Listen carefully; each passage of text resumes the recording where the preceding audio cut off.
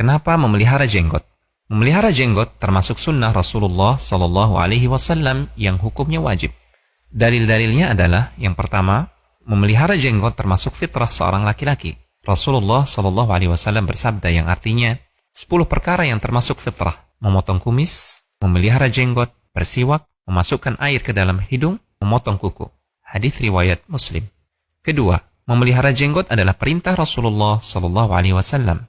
Beliau bersabda yang artinya, potonglah kumis dan peliharalah jenggot. Hadis riwayat Al-Bukhari dan Muslim. Ketiga, memotong jenggot adalah kebiasaan orang-orang musyrik.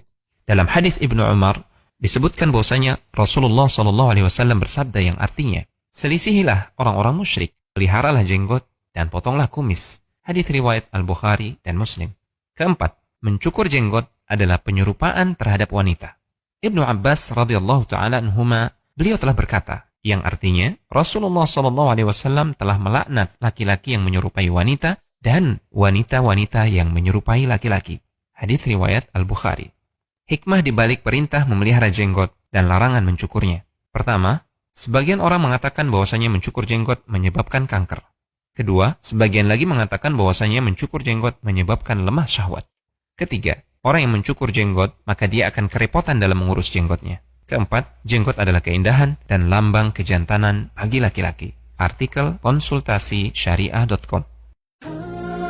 Sebelumnya, pihak klimis rapi tanpa janggut disukai, tapi lihatlah ini, kan janggut di kalangan pria, jadi perhatian. Tahukah Anda, ternyata memelihara janggut seperti yang disunahkan Nabi Muhammad SAW ini menyimpan kebaikan bagi dunia kesehatan. Peneliti mikrobiologi dari University College London menemukan adanya sumber potensi antibiotik terbaru yang berkembang biak di janggut yang terpelihara. 20 sampel janggut yang diambil, deteksi 100 bakteri yang berkembang, dan setelah diteliti, ternyata mikroba yang membunuh bakteri lainnya. Mikroba pembunuh inilah yang dipercaya dapat menjadi potensi antibiotik yang secara otomatis membuat pemilik janggut lebih tidak rentan sakit. And we found quite surprisingly that the beard isolates are capable of killing the indicator strain that we have, showing that they actually produce antibiotics themselves.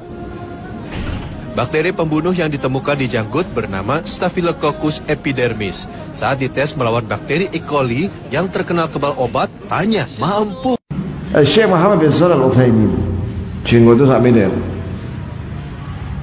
Di akhir hayatnya beliau sakit kanker. Maka disarankan oleh raja supaya berobat ke Amerika, di kemo. Sampai sana diberitahu sama dokter kepada penterjemah, kalau di kemo nanti resikonya seluruh rambut dan bulu-bulu itu rontok. Hah? Terus kata Syekh, termasuk jenggot sih? Iya Syekh. Lah, pulang aja aku, katanya. Aku tidak mau menghadap Allah dalam keadaan tidak punya jenggot. Masya Allah. Ini salah satu orang soleh yang mengamalkan petunjuk Nabi. Langka orang kayak dia. Aku tidak mau menghadap Allah dalam keadaan tidak punya jenggot. Terkadang ada sebagian orang mengatakan jenggot itu cuma simbol. Cuma simbol membedakan mereka dengan orang lain, dengan kelompok lain. Bukan. Kita berjenggot karena banyak hadisnya. Kita berjenggot karena para sahabat berjenggot, imam empat mazhab berjenggot, semuanya berjenggot. Maka jangan sampai menuduh dengan demikian. Mengatakan orang yang memanjangkan jenggot karena simbol, membedakan mereka dengan kelompok lain. Bukan. Hadisnya jelas. Para ulama kitab-kitab fikih, kitab-kitab hadis jelas menjelaskan tentang masalah jenggot. Maka ini adalah tuduhan yang sangat keji ya. Tatkala seseorang yang berjenggot, yang mengamalkan perintah Rasulnya dikatakan sebagai agar dia terlihat berbeda, agar simbol membedakan dia dengan orang lain, bukan. Seseorang yang berjenggot mutlak karena perintah Allah Subhanahu wa taala, perintah Rasulullah sallallahu alaihi wasallam. Bilang Rasulullah habibuna wa khaliluna, kekasih kita, baginda, junjungan kita mengatakan akrimul liha, muliakan jenggot. Kalau antum cukur, antum mau simpen dalam laci, ini jenggot. Hah? Antum mau pajang? Antum kemanain jenggot? Buang, disapu, buang di tempat sampah. Itu mulia, kan apa menghina?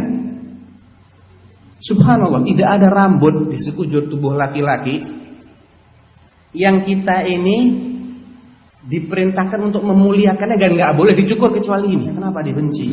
Ini sunnah nabimu, sunnah orang yang engkau ulang-ulang mengatakan wa asyhadu anna Muhammadar Rasulullah. Atau dia nggak kenal sama nabinya barangkali, dia banyak punya persepsi, gagal paham lagi ceritanya. Nabi dia itu nggak ada jenggotnya gini mungkin ya, licin gitu dagunya. Nabi itu memang nggak nyuruh numbuhkan jenggot. Nabi nyuruh numbuhkan jenggot nggak jemaah? Tumbuhkan jenggot. Siapa yang bisa numbuhkan jenggot? Nggak ada. Perintah Nabi SAW itu a'ful liha, biarkan jenggot. Makanya nggak ada sunnah untuk pakai minyak apa, nggak ada sunnahnya. Karena Nabi tidak menyuruh menumbuhkan jenggot, nyuruh biarkan. Dia sudah biarin. Makanya Nabi juga berjenggot, bahkan beliau mengatakan sunnah, termasuk fitrahnya para Nabi semua pakai jenggot.